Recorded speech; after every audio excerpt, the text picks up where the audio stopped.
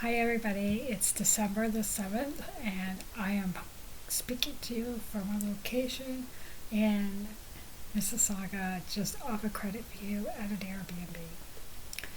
I'm going to first speak about a few things, and I would like everybody to understand that the only person, again, who's in fault as a result of this crisis is Sandra Long. Sandra Long is in charge of the Companionship account.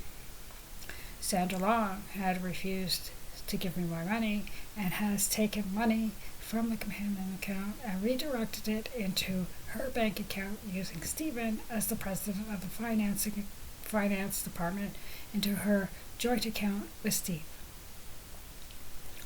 So that's what I'm going to say. She has redirected hundreds of thousands of dollars, not only mine, but many other companions throughout the years. I'm also going to state that I am safe and I need to get out and get groceries as always. This is my newest wig, and personally I think it's a lot better than the blue one. I like the blue one, I like the length, but it's a little bit inconspicuous. Plus I had a few individuals who were imitating me and involved in activities at Fire Toronto and other places in St. Catharines, which I haven't been to St. Catharines in months, since the summer, as well as around Mississauga. One of the instances involved assaulting Kate Daniel Smith at the Catch the Fire conference. When she was standing in the service, she came up to her and she assaulted her. Luckily, there were people around her to protect her. I also would like to state that in the month of November, I spent a week at a place at here, Ontario, and on Eglinton Avenue West, and mostly a week in a place in Malton. I spent 10 days on the streets. And when I say on the streets, I mean I spent a night and a half at Square One Shopping Centre. I spent 3 nights in Credit Valley Hospital, not as a patient, but in the waiting lounge. I spent 2 nights in the Union Station bus terminal. I spent 1 night at St. Mike's Hospital in the downtown inner cities hospital, where I was threatened, and if the police wasn't there, I would be dead. Sandra Long is sitting there in the office, hunkering down, refusing to give me my money. There had to be another clause fulfilled. I walked up to Atwell Drive and I stood there for 10 minutes. Duncan was in the office at that time, so that was fine. I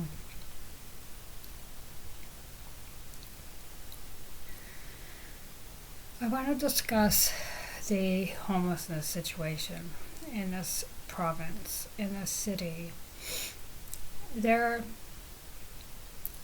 People who are homeless are considered to have a mental issue, are considered to have a drug addiction, are considered to be violent. Most are. All aren't. I was homeless. I don't have a mental issue. They determined that when I was down at St. Mike's Hospital and when I was at Credit Valley Hospital and I spoke to intake workers and social workers. They determined that.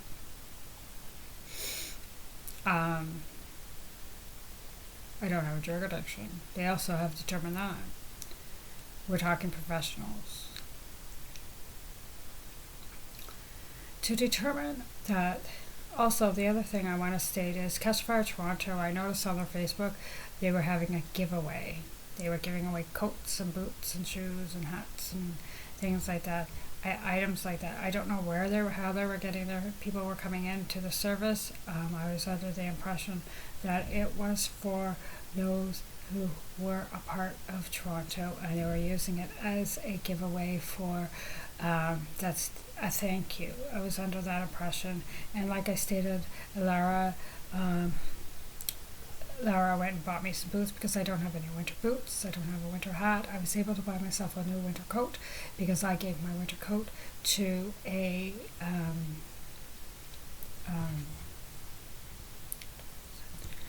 I gave my winter coat to a Nigerian refugee who was out in Saskatchewan. Just a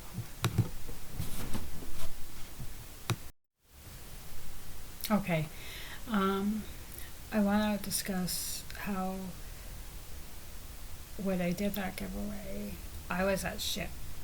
SHIP is a twofold crisis housing, residential housing place. SHIP is for those who have addictions and mental illness, and SHIP is for, I was put there by the police, for those who are in legal trouble and who need a place to stay. I was put there by the police because I was threatened. I was threatened by, excuse me, I was threatened by Kevin Jeffries. I was threatened by those other members of the satanic organization. My life was in danger if I would have gone to a shelter. And so Peel Region put me there for 14 days. I'm here for 10. I'm trying to extend it and find out where my next payment would be. What I'm worried about is Sandra Long still refuses to release the money. And so that's that. I get from our Heavenly Father. He provides. He's given me an abundance. He's placed me here in a Christian Airbnb where everywhere I look there are signs of Bible verses and faith and things like that. So let's just state this. I would like to, anyways, Catch Fire Toronto was giving away hats and coats and things. When I was at SHIP, that's what it's called. I was, there was a program to be followed. I was brought in there with a full knowledge. There was a program. I wasn't told about any kind of programming. The caseworker that was assigned to me said only came up 3 times, and I was supposed to meet with her on a daily basis. I met with a supervisor, and the supervisor said, well, we can move forward and see if we can extend your stay, because they knew I was still in danger. I contacted Peel Regional Police. Peel Regional Police did not contact me back. I do understand that they do have a lot of people coming in, but just to extend my stay, I was going to offer them money. I had $500 out of my ODSP check. I had bought a winter coat, and yes, I bought 2 sweaters and the wig. People would say, why did you buy the wig? The wig was probably, for the most part, for twofold reasons. Because people were starting to imitate me using the long wig that was blue in criminal activity and assaulting in various criminal activity again, and also because I had promised Duncan that I would go and get another one. So that's a twofold. When I looked around, people at SHIP, I didn't speak to them. A couple of caseworkers called me rude and belligerent because they thought I was better than them. I spoke to the one caseworker who was assigned to me and who only was supposed to see me twice a day, but only saw me 3 times total in a 14-day period. I spoke to her at one point. I said, to know a little bit about me, I'm a woman who demands standards. I'm a woman who enjoys cooking, baking, reading, the library. I'm a woman who has an education, who expects certain things to be a certain way. I'm also a woman who has had a stroke back in 2014. 2014, and I have healed from that stroke. But also I have with me what I have to do is, and I also have attention deficit hyperactive disorder, which means I have to focus. If there's something that happens, I have to focus. I have I have been healed for the most part, but now I also think it's my age. I turned 55 6 days ago, but I have to focus on certain things at certain times. I also, when something gets into my head to do, I have to do it right away. It drives people nuts. I'll stop conversation. I'll say, "Wait a minute."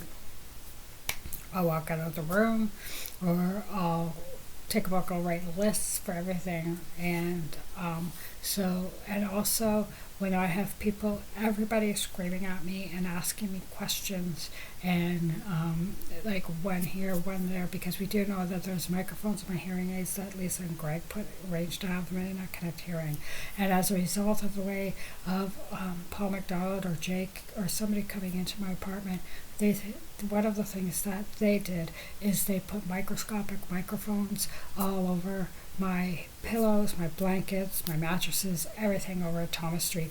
So as a result of that, I have a microscopic microphone in my hearing aid, in my ear canal, which is not going to disintegrate. So what I'm hearing is, and I do hear The Office at 268 Atwell, and there is a camera still there that Sandra Long has originally put in, but Duncan now owns for my own safety, is still there. And quite frankly, the microphone has allowed me to expose what has happened in The Office, and to expose what has happened with the raping schedules, and what has happened to the youth, and what has happened to the young people, and what has happened to the children, and how that has all happened. So that's where I'm getting my information from. As well, Sandra Long will be charged with terrorism phase 1 and 2. That's terrorism. She put it in there because she wanted to see what I was doing. That's something. She's not a professional. She's not a police officer. Duncan had it stayed in there because of the fact that he asked me, and I was going to sign something, but it just didn't work out. So, anyways, so that's where I get my information. So when I have attention deficit disorder and have a stroke, I have the fact that I hear The Office, and I hear people right now. I could tell you, you know who I'm hearing? Zachary. I'm hearing Zachary speak in The Office right now. So that's everything about who I'm hearing. So now we'll go back to what I'm saying. You see, this is me. When I ever get the chance to preach, you watch me. I'm gonna go off on different little things. I have it set up as a PowerPoint and everything. But I spoke to them at SHIP. I spoke to the caseworkers. I have a certain standard. I have had a stroke and I have ADD. So when I hear things, I can't have a whole bunch of people screaming at me. I have to focus on one thing at a time. The other thing I didn't like about me was my faith. When they ask me how I deal with things, when they ask me how I am, I say to them, I pray, and I seek our Heavenly Father's face, and I put on my armor every single morning. We all hear about that in Ephesians, how we should put on the armor of God. How I put on my armor, how I seek His face, how I have been covered in a garment of peace because of the trauma that has happened with the Satanic Organization, with Greg and Lisa, I'm saying their names, allegedly following me and doing what they did, because they're all under investigation right now. There is 27th Division of the Hate Crime Unit has so much evidence that Mark Gallagher had sent through 63 Thomas Street. Mark Gallagher, he was shot. He is now an angel of he was shot by Kevin Jeffries, and he left this earth. But before doing that, he dropped off evidence after evidence, boxes after boxes after boxes. Whether they're opening them right now or not, but it is a pending investigation. So back to the people who are homeless, and back to the people who are on the streets. When someone goes on the streets, they are treated with, they're unshaven, they're unkempt, They don't have coats for the most part. People see them, people walk past them. I always started to, if you remember correctly, when I moved to Mississauga from Niagara, I would bring my luncheons that I made down, because I would go to St. Lawrence Market and I would bring it down to certain people who were on the streets. It ended up being about 6 to 10 to 12. Okay, sorry, that's a phone call. Quantum AI. That I know Stephen Long has invested a lot of money in. He did it to try, and he's made a lot of money off of it.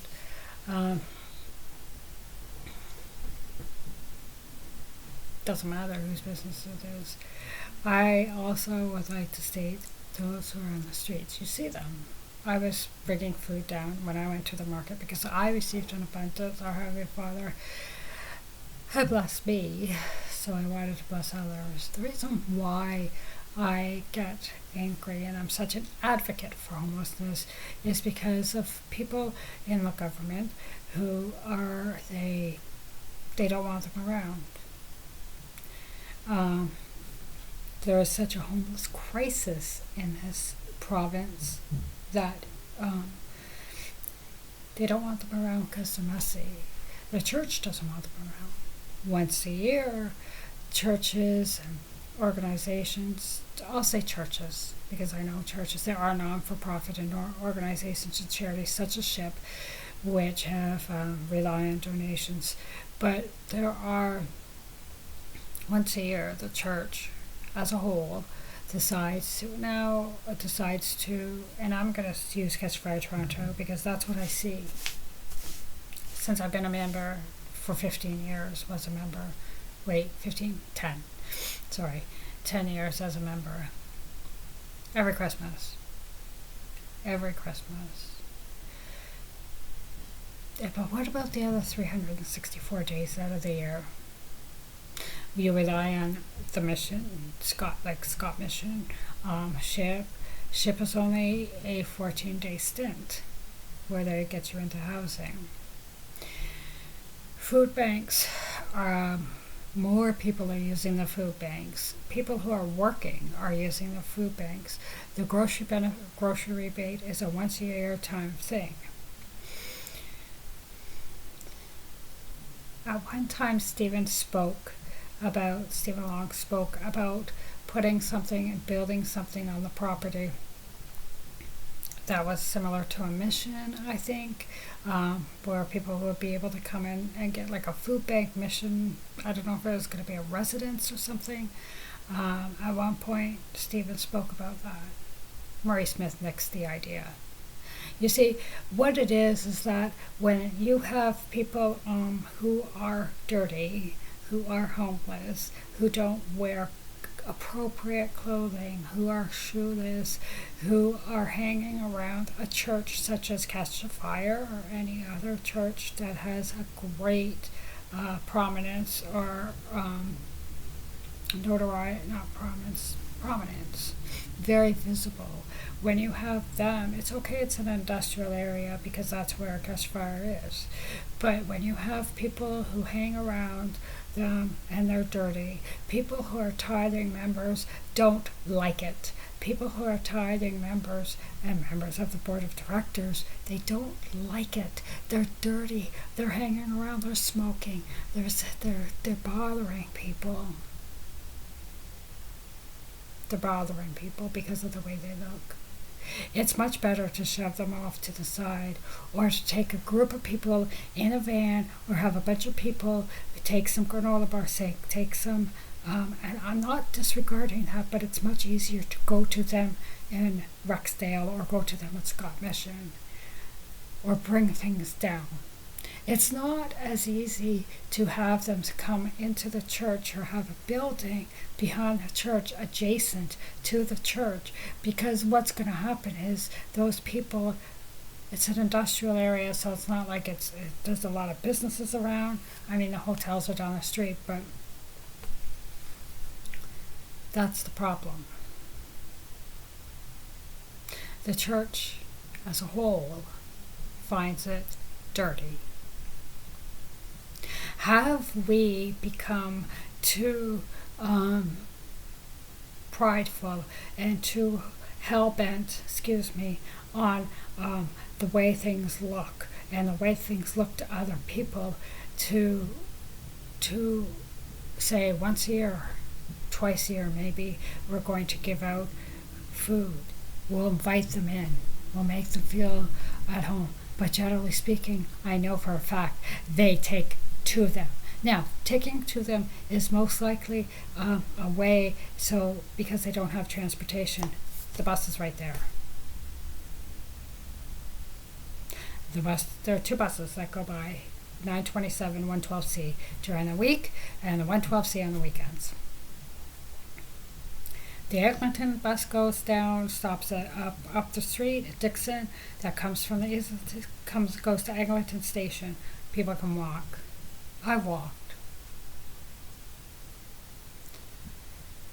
What I've witnessed as someone who was homeless, what I've witnessed has opened my eyes and realized my own prejudices. Now I've come to Mississauga and dressed better, I look better, better than I was in St. Catharines. St. Catharines is St. Catharines and Windsor are the two highest recipients of Ontario Works. Because what happens with St. Catharines is GM closed down, the one GM plant closed down, and a couple of other industries have closed down, because what has happened was in St. Catharines they switched from the industry over into tourism, ecotourism, and they rely a lot on international students, and there was that shift, and as a result of that shift in the economy down in that area, there was a lot of people, the spirit of poverty came down, and a lot of people, they lost their jobs, they lost their livelihoods, and that's what happened. People worked at GM, for instance. GM was like a generational thing. Your grandfather got in, your father got in, your mother got in, your sister got in, your uncle got in, your aunt got in. You got in after graduating from high school or during the summer, and you were guaranteed a job. And then when they closed it down, gone. As well as pensions. The pensions were there, I believe, but the pensions came from the Canada government. They lost everything. So, again, I want to reiterate that I am safe, that I'm here till the 16th, but I'm praying that our Heavenly Father, and I know He will, because I guess with an Airbnb, when you book it for longer, they give you payment plans, and I know I get my check on the 20th, so I'm just praying that I can line it up. As for having a Christmas, I don't know what's happening with that yet, but I am thankful that I am here. I'm also thankful that our Heavenly Father is, apparently they want me back in Toronto, but they go round and round and round and round again. I am going to state that the reason why they want me back in Toronto, I was actually at one point given a raping schedule, of which I spoke about and said I wouldn't do. Anyone who would have attempted to, as a result, and that's not because of Duncan Smith. That's as a result of Sandra Long. Sandra Long stated, in order to get her money, she has to have a raping schedule. Those who were put on a raping schedule there was one individual who was supposed to come and get me 6 times. He tried 6 times. Everyone on the raping schedule had stated that, because I stated, if this goes through, I will have a heart attack, a stroke, not be revived, and whoever ordered it and made it will be charged, and every individual will be charged with premeditated murder, as well as rape. Because of my medical issues, in that sense, because of the trauma it would face on me.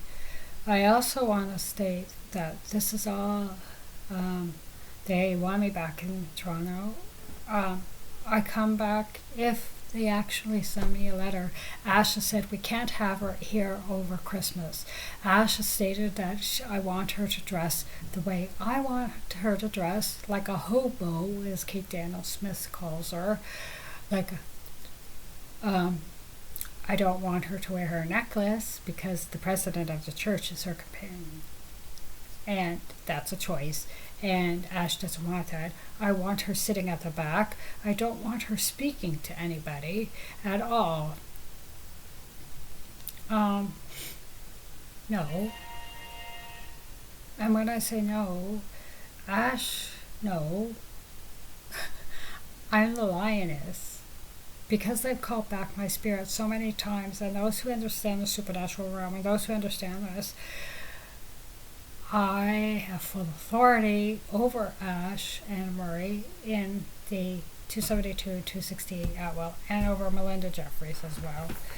So, and secondly, when I contact the legal aid, I've contacted a lawyer already in regards to Ash and her defamation, into a civil suit, her defamation of character, Sandra Long's defamation of character, terrorism, as well as everything that Ash has done in having what Ash has done and lying about me. I think I said defamation of character, yeah.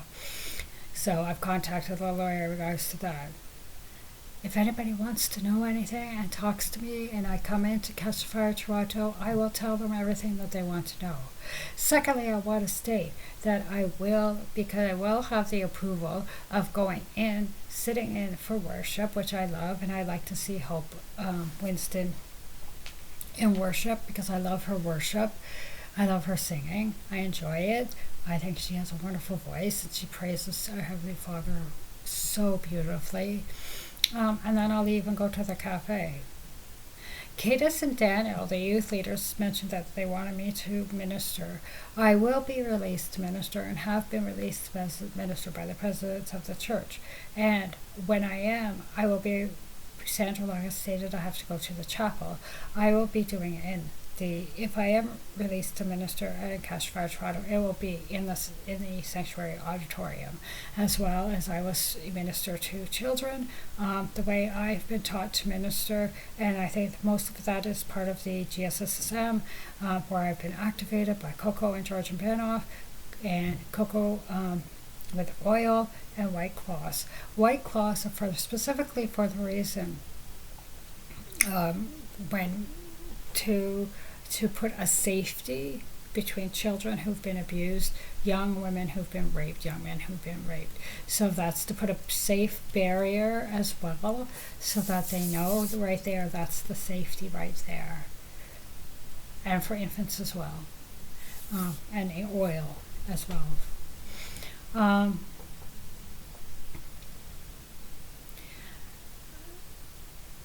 I don't want to sit in a service and hear members of the satanic organization preach, because I know what's underneath their clothing. I don't want to. But I will minister if Cadis Daniel and I believe Yvette Houston wishes me to minister. I will, yes. I will also be around to speak to people and to pray with people if they wish for me to do that. So, if that does not meet with the approval of the presidents of the church, which most of it does, then I won't pray. I want to caution those who have children in Catch Fire Toronto. If any one of your children are asked to do extra practice sessions for the Christmas thing, I call them pageants. That's the religious Mennonite in me. Christmas pageants.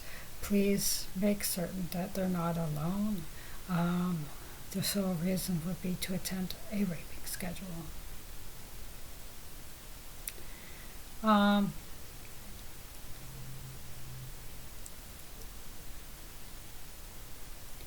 So I would just like to reiterate that when you see those who are homeless, when you see those who are dirty, you know they're street people, you recognize them. If they're in the malls, that's where they have to be because they need to be safe, they need to be warm. Please do not disregard them. Please remember that they are people. They may have developed a mental diagnosis, they may have developed a drug addiction, but they're people. They're people that our Heavenly Father loves and created. They're people that have just hit what I used to say all the time about children, a bad patch. The bad patch may have lasted a year, a couple of months, 8 months, 10 months, maybe more than a year. I haven't had my own apartment. I haven't had my things in over a year. All my things are still in storage.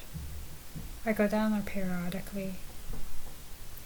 But I would just encourage you to a degree, you have to recognize that you do need to be safe, because if they do have a mental diagnosis, or if they appear that way, or if they do have a drug addiction, then you do have to be safe. But remember, they're people. They're people. That's what you need to remember.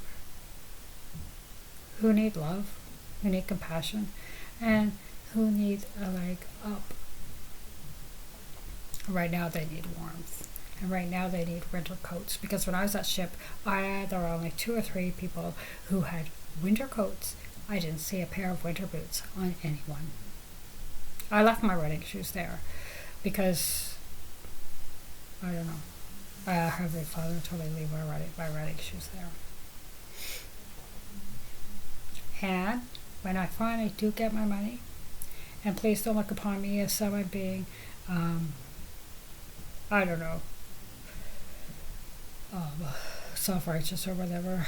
Please don't look upon me as being that. I've always tried, when I go to a grocery store, to put minimum $5 in the food bank bins.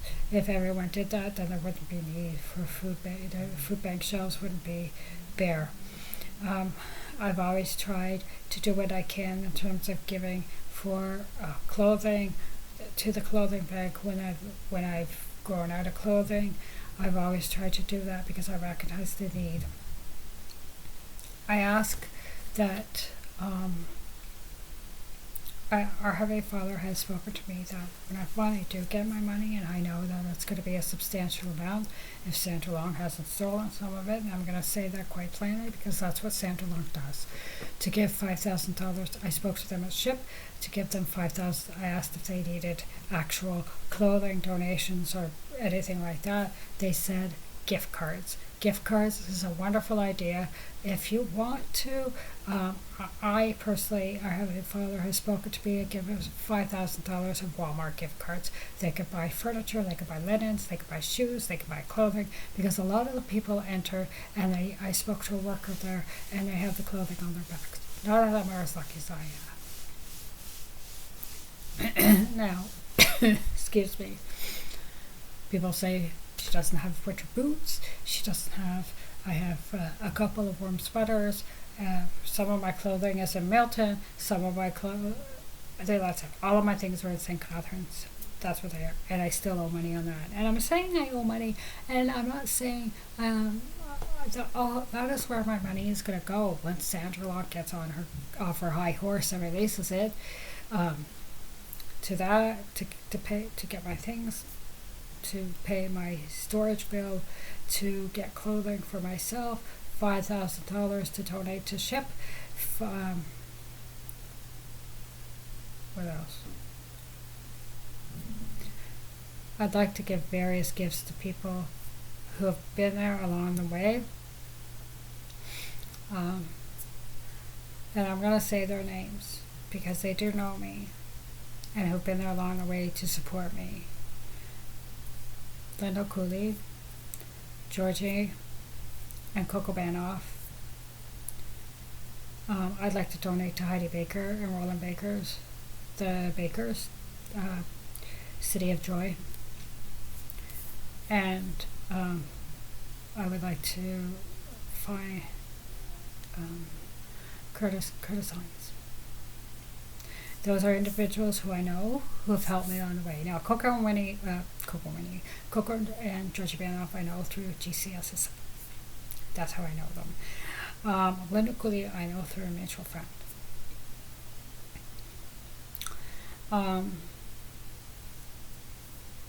Curtis Hines, obviously, he's been to this. He was at Catch Fire Toronto. I know him through Catch Fire Toronto. And he's Peel Region Chaplain as well. Who else did I say? Oh, I don't know. I have yet to have meet Heidi Baker, but I've always I wanted to go to Mozambique once, but I can't now. I don't have the door open for that. But I do Heidi Baker's ministry down there and Iris Ministries. And then of course there's the playground that I've always wanted to build. But that's irrelevant. So I just want to wish, I'll probably do another couple of postings. Tomorrow is the second Sunday of Advent. And I want everybody to remember those, as we say, remember those who Jesus is the reason for the season. Let's remember those who need it the most. But let's remember, not just once a year, 365 days a year. I will reiterate the fact that what's going around the church about me is been proven false by professionals, and that Sandra Long is still in the office. If she's seeing her out of the office, she's out of the office with being allowed to be out of the office. Sandra Long is the result of what has happened. She's threatening me. She's threatening Duncan. She's threatened other individuals within the office. She's stolen hundreds of thousands of dollars, not only from me, but from other companions throughout the years since she took over the companionship account. And Stephen Long is the president of the finance department. So there it is. Have a wonderful day.